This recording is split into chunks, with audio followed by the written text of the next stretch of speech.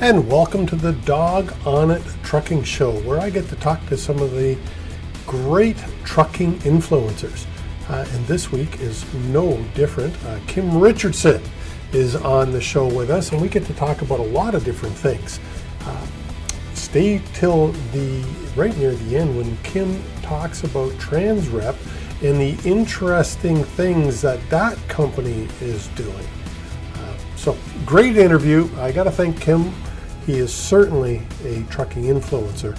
Let's get on to this week's interview with Kim Richardson of KRTS, and he does so many other things. A great interview. I know you'll enjoy.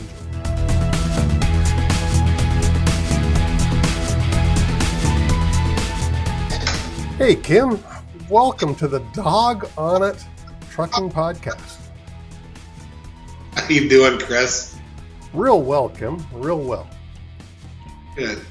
What are you doing up? I see you're in your office today. That's kind of unusual for you. Yeah, well, Mondays and Fridays are generally what I call detail days. So if you're going to catch me in the office, that's good days to catch me. Mondays and Fridays. Oh, perfect. I'm glad I caught you and I can catch up to you. I got a question, kind of. We've known each other now for how long? Geez, we've had this debate a few times now. I want to say over 2 decades. I think that's a very safe statement. How long do you think we've known each other? I think it might be longer, because I've been on my own for 6 years, with Old Republic for about 15, so that's 21, and we certainly knew each other when I was at TNT.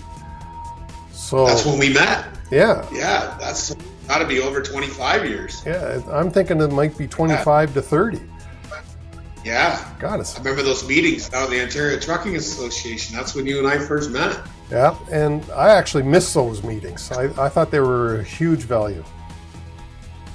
Well, they were, and OTA has certainly, they've evolved and pivoted as they've had to over the years, but those safety meetings were awesome. I learned so much surrounding ourselves with great people, right? Yeah. As a young guy, they were important. Yeah, I learned a lot there, and I met a lot of people like you there. Yeah, and vice versa. But anyway, we do want to get into a few subjects, I think, today. And the first one I'd like to ask you about is, what the heck is this acronym NRRS? That stands for the National Recruiting and Retention Symposium, which we founded, TransRep founded last year, and we're having our next event April 23rd and 24th this year. Cool, April 23rd and 24th, so that's a 2-day event. What's going on? Why? I had the privilege of coming there last year, but why would I attend this year? What would be the benefit if I was a recruiter to attending the event? So first of all, Chris, not only did you attend, and you're a pretty humble guy, you're a sponsor. So thank you for being a sponsor of that event. And without the sponsors, it doesn't happen, quite frankly. And last year we had 120 people. We sold out. We were turning people away. So this year we moved the venue to Lions Head Conference Center in Mississauga or Brampton, depending upon where you look on the internet. But this is geared 100% towards the HR department, okay, the recruiting and retention department, and middle and senior management. And last year, through our analytics, we were able to find out that over 50% of those people fit that category. So this year is going to be another stellar event for sure. Well, who do you have coming? I remember one speaker in particular there last year that I got a lot of value from. Well, that was Scott Ray. He's coming back. Is he going to be back? Yeah, Scott's back.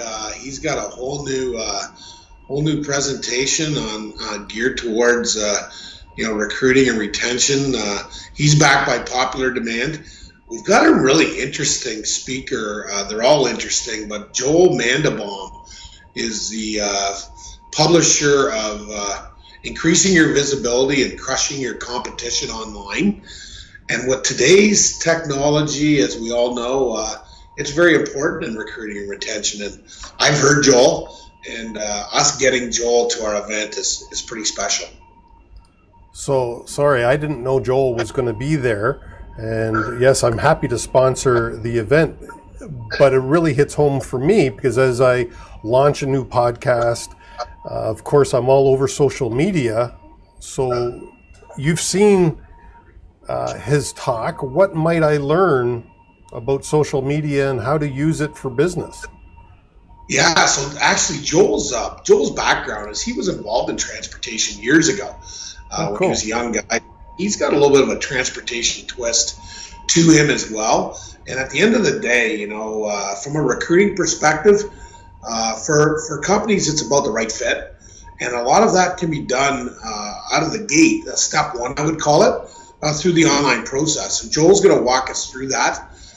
The other folks that we have involved, including Scott Ray, Kelly Henderson is coming in from the Atlantic provinces to talk about the younger generation and recruitment and retention.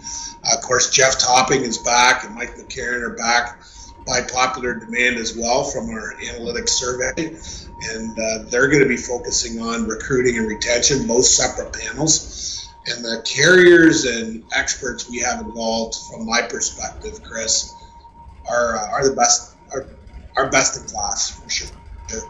Yeah, I'm really looking forward to the event, and now that you twigged my interest with the social media, I really want to be there. I'll make sure I won't miss that one. Now, what else? Is there anything else? Is there anything else we should know about NRRS, National Recruiting Retention Symposium? Yeah, so it's really a one-day event. The night before is the appreciation night, the transportation appreciation night, and it's going to be a cocktail party and appreciation night that gets going around 6:30. We're going to have tons of prizes, great prizes for those who attend. Sponsors are inviting out some of their customers, potential customers. We're expecting a great turnout for that, and that's if you can't attend the symposium itself. That night is food and drink for $60, and includes a chance to win some great prizes. Now, is that where I saw an interview being done last year? Yeah, maybe. I am working by memory here. I know we had Marketing Mark was in from the U.S. with Scott, and they did a bunch of videoing and put together a nice little follow-up for us. But yeah, there's going to be lots happening both days, and it is a certificate day as well, so anyone who attends a full day will receive a certificate of completion, which outlines all the different things that are being taught that day. So people will be able to use that for sure. Well, before we leave NRRS and switch topics a little bit, Kim, is there anything else that we need to know about the recruiting retention? No, I would just say the only thing I'd like to wrap up with, Chris, is, L3 is the leader in simulation in the world, both for commercial driving as well as many other areas. And they're sponsoring our National Recruiter of the Year Award, which last year was Leanne Quayle from Quayle Transport. And for all the companies that listen to this, these recruiters and HR people should be recognized. So get their names in and let's recognize a great professional out there in the industry. Yeah, I would agree. It's a tough job, and it takes a lot of skill to do it. And a good recruiter can save you just a ton of money. Now, yeah, sure. Thank you. I want to say congratulations, because recently I attended the TTSAO annual convention, and I know you and a group of people have a lot to do with that. How was that event for you? It's always excellent. And Chris, there's just so many great people in this industry who give of their time and resources, and that's really important, because there's so many, and I know it's in every industry, but there's a lot of different symposiums and conferences and seminars that go on, and they're all worthwhile for sure. So very important. Yeah, and your work with the TTSAO is also very important, because I know there's TTSAO is one of the lobby groups, for lack of a better term, that work hard with MTO and the university group. I don't know what you'd call it, but there's changes coming, I think, that TTSAO is helping to influence. What's coming down the pipe that you are able to tell the public? Oh, happy to share that currently there's a group of industry stakeholders that are meeting to align the mandatory instructor qualifications. That will happen. They have laid a date out that they expect to have this by implemented and out in the province, and I applaud the government for doing this. You know, these instructors, they should receive the proper education to teach entry-level and existing drivers, and there's a number of great courses, some that you know of very well, that people should attend to become better. You teach them, so you know the importance of it. So instructor qualifications are coming. You will see them, I would say, by end of summer 2021, and there's a group of great people, including those from TTSAO, that are involved in the curriculum and the standard. That's good news, because I do believe that mandatory entry level training, one of the flaws in it was not having qualifications for who was training the drivers. 100%. And as you know, we were at that table for all of those meetings, Chris, and you know, we shared our concerns with government in two fashions. Number one, that the instructor qualifications needed to be dealt with. And equally as important is mandatory entry-level training for DZ drivers. So the dump trucks and ready-mix trucks and, you know, all those big trucks that are out there with the same capacity as a commercial vehicle, tractor trailer. So I know they're looking at that as well, and this instructor qualification is another step in the right direction for sure. Yeah, and is there any word yet? You were able to put some sort of a time frame on the instructor qualifications. Is there a time frame for including DZ in the mandatory entry level? Yes, I can say that there hasn't been a time frame set for that. You know, what's the old saying? How do you eat an elephant? One bite at a time. And this is a pretty big elephant that the ministry and that the industry's tackling, and thank goodness they are. It's long overdue. I'm hoping that after instructor qualifications, we'll just move right into DZ. And from our perspective, from an industry perspective, it's not going to be that difficult. We did a lot of heavy lifting with the AZ. I guess we should call it ELT now, not MELT, because it is going across nationally. So NELT, I guess, National Entry Level Training. All these acronyms.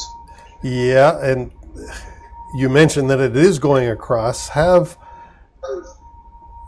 the longest time, Ontario was the only jurisdiction in North America that had any minimum training for tractor trailer drivers. Have any other jurisdictions yet rolled it out? Yes, they have rolled it out, and I don't want to name the provinces in case I leave someone out, Chris, but I can tell you that from a federal perspective, there was an announcement last week about the NELT standard, and you know, Ontario's been a leader. They've been a leader in this from day one, and I know that other provinces are using it as a model. You know, I think that we also deserve to, or if there's some other deserving parties that should be mentioned here. I mean, I know that the PTDI standard, there's a lot of that in the MELT standard and going to be in the NELT standard. I know you're very involved with PTDI as well. Yeah, PTDI has been very good to me, and that's the Professional Truck Driver Institute in the U.S., but there are a number of Canadian schools, truck training schools, that are also members.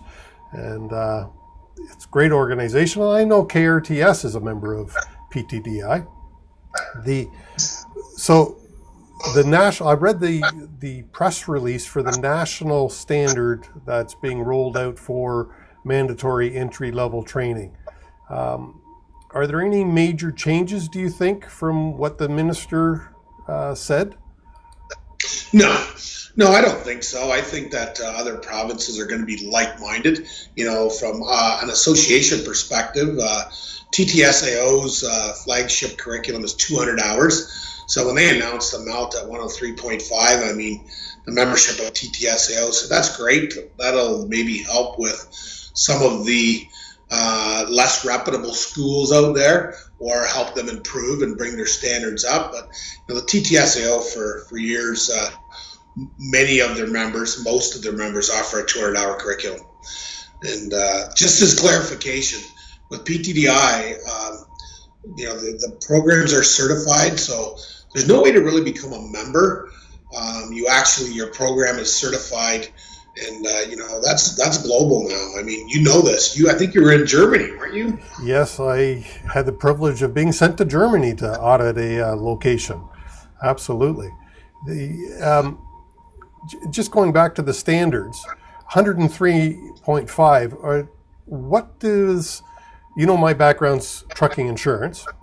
Yeah. What does the insurance industry generally say about 103.5?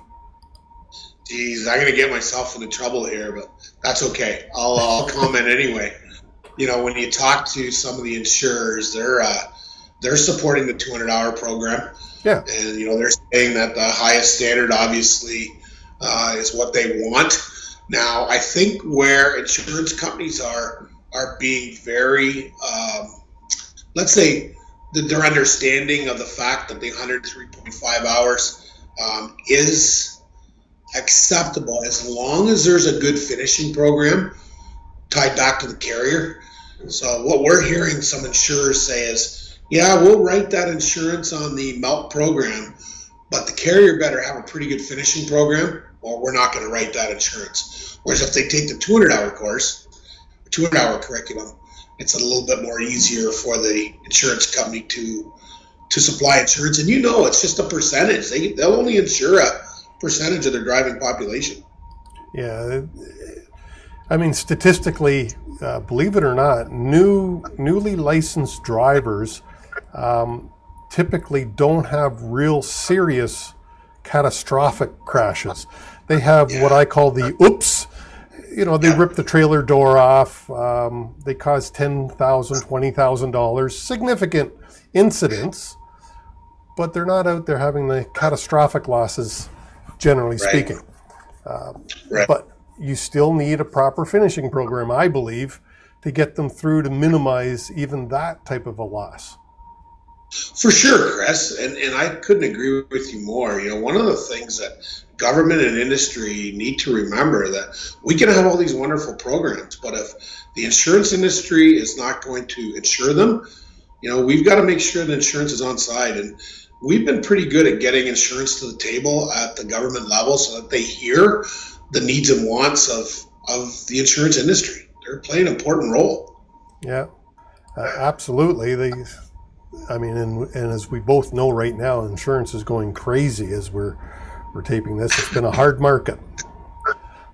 Yeah, I hear that term, hard market, one more time. I'll tell you. Well, I mean, it is a fact. It is a very hard market. And, Chris, I don't want to sound like too negative when I say this, but we needed this hard market. We really did. I mean, the insurance carriers and companies, they've been bleeding for a bit, and they're taking it.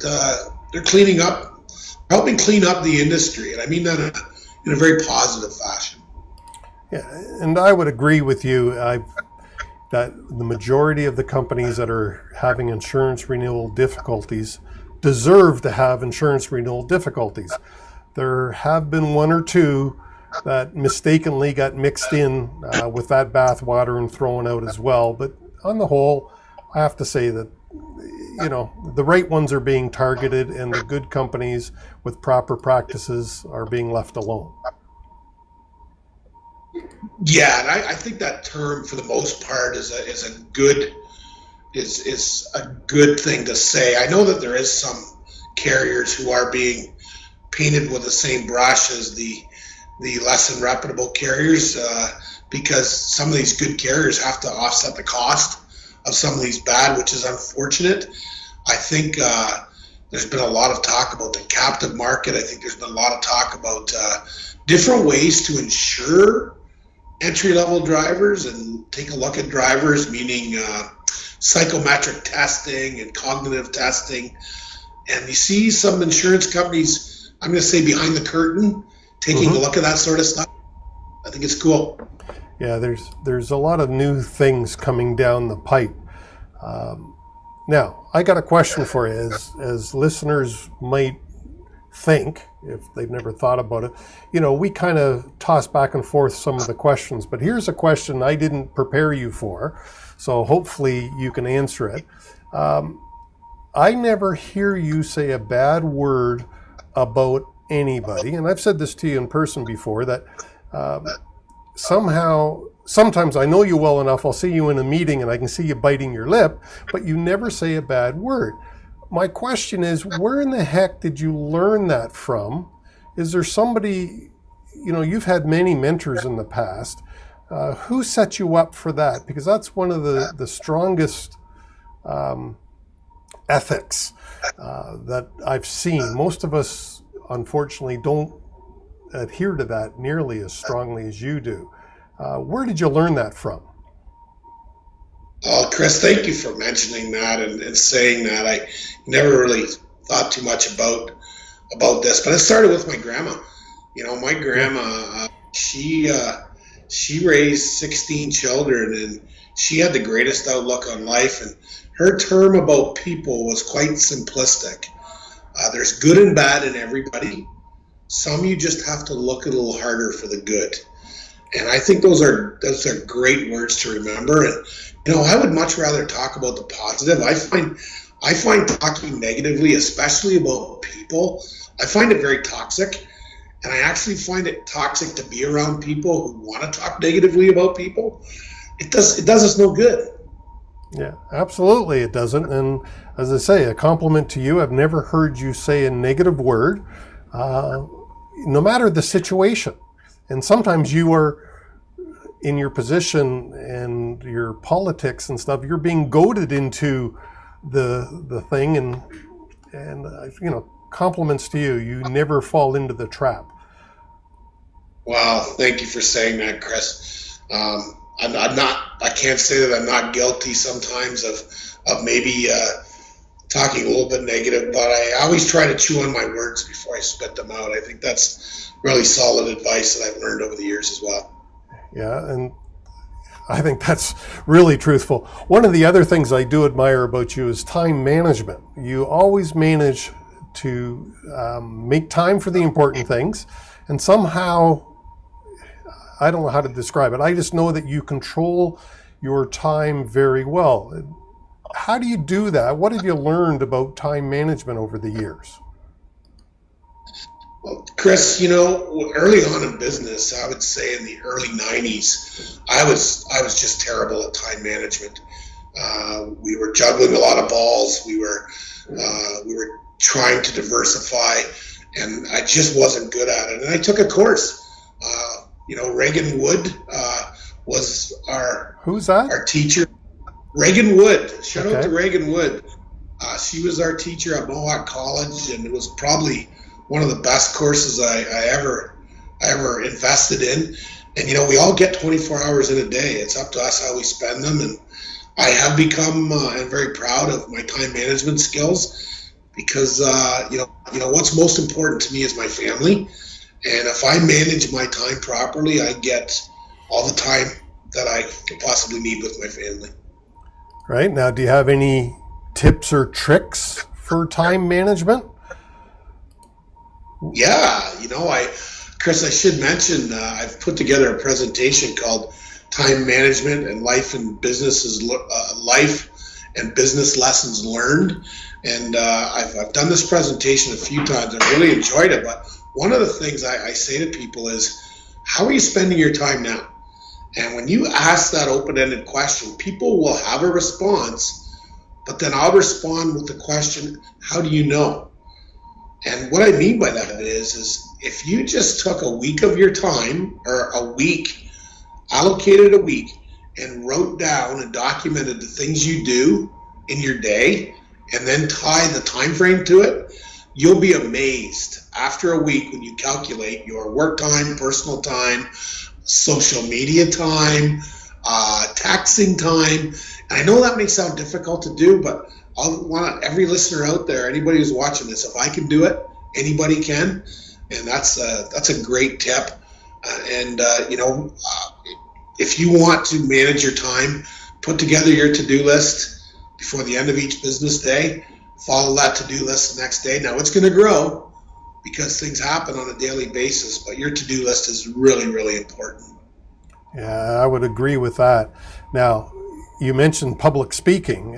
You've given this program, seminar, presentation to different groups. Are you available to give it out? I say give it out. Are you available to present to other groups? Yes, Chris.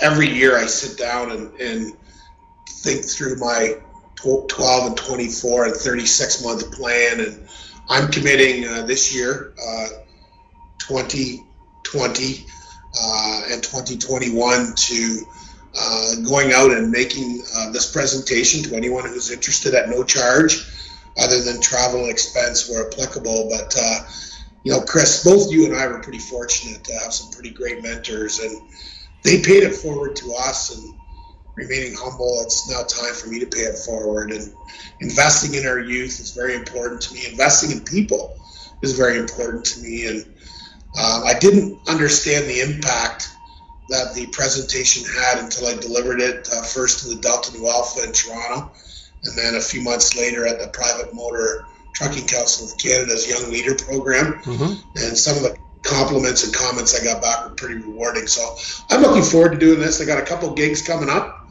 that I've been asked to participate in, so it's going to be fun. Well, good. Hopefully I'll be at one of them that I can hear.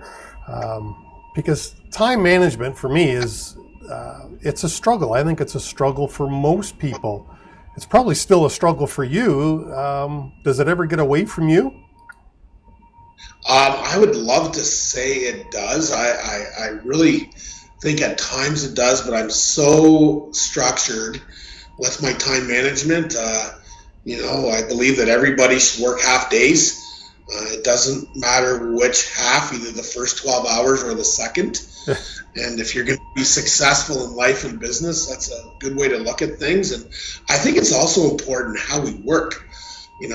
Part of my presentation, I talk about wearing the busy badge, and I've tried to eliminate busy from my vocabulary.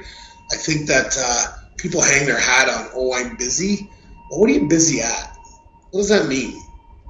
What does busy mean to you? So I think that managing your time, if you're going to be successful, is ultra critical.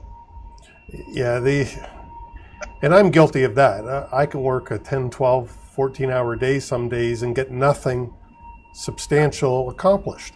But I was busy. Yeah. I think, Chris, if you took a look back and wrote down in that 10, 12-hour day when you say you didn't get anything done, I bet you got a lot done. You don't realize it until you write it down. It's pretty amazing what you accomplish in a day. Now, when you take a look at, was I making money or wasn't I making money? Sometimes when you're doing those things where you're not actually making revenue, you're creating revenue because of the programs you're developing and the customer service or sales calls you're making. And you've got to be proud of yourself where you've come since Safety Dawg was launched.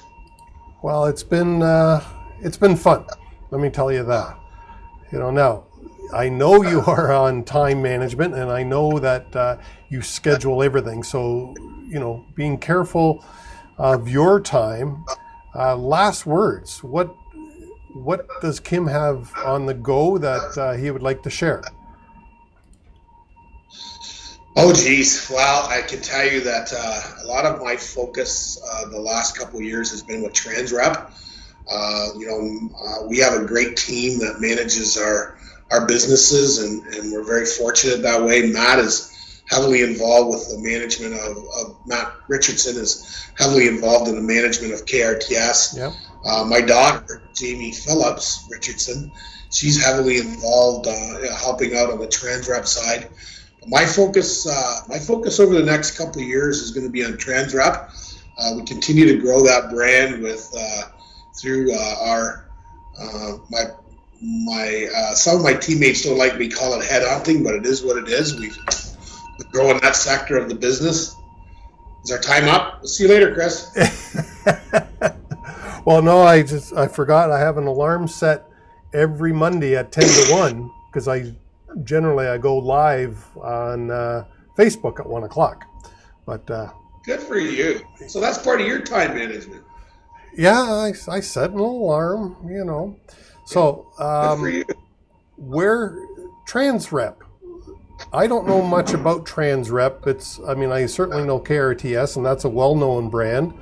What does Transrep do besides, you mentioned personnel or headhunting? Yeah, well, originally we started out, Transrep was founded based on the fact that we were going to use all of our connections to introduce services to companies who may not know about them and assist in the blockade that's generally put up when a service or product is trying to get in the door. And that's been very successful for us. We have a number of companies who have used our services. From that, we got involved in the middle and upper management personnel service. That's been very successful for us. The symposium falls under the Transrep brand. We've been doing some M&As, some mergers and acquisitions. And my goal over the next 24 months is we're going to button down this placement and headhunting business for middle and upper management. We've got some great ideas, and that's where I'm going to be spending some of my time. And, in regards to time management, I'm going to take 100 days off this year. So I'm looking forward to that. That's flipping awesome. That's 1/3 of the year. Congrats on that. Congrats on Transrep. I know that you have your fingers in a lot of pies. A lot of hard work at TTSAO and working with the government, which I thank you for.